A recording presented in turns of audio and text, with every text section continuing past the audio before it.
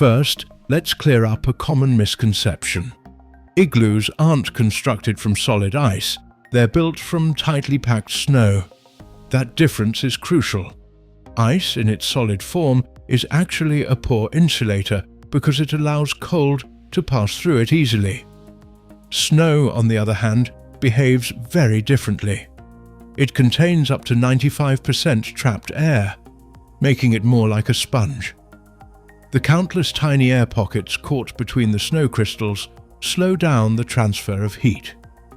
It's like surrounding yourself with something like a large, white, insulating blanket. But insulation doesn't help much if there's no heat to hold on to. An unoccupied igloo is still bitterly cold.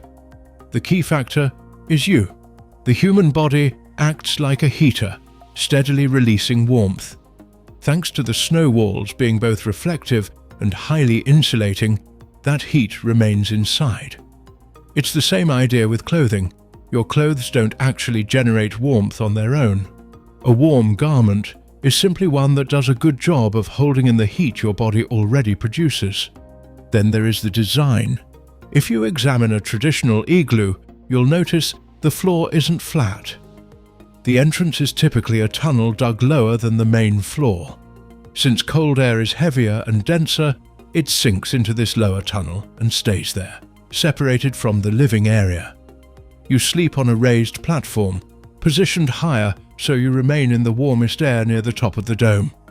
Over time, your body heat can bring the interior temperature up to about 40 to 60 degrees above the surrounding air, achieved purely through natural physical principles.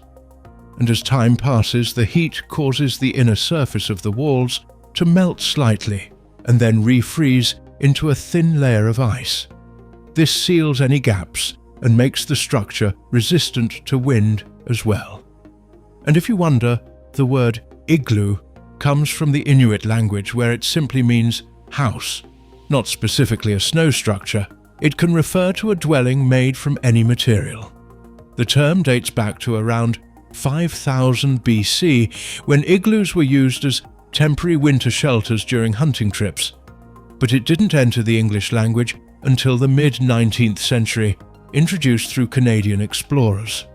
Click the video on your screen right now and I'll explain another everyday mystery you've wondered about your whole life but never thought to look up.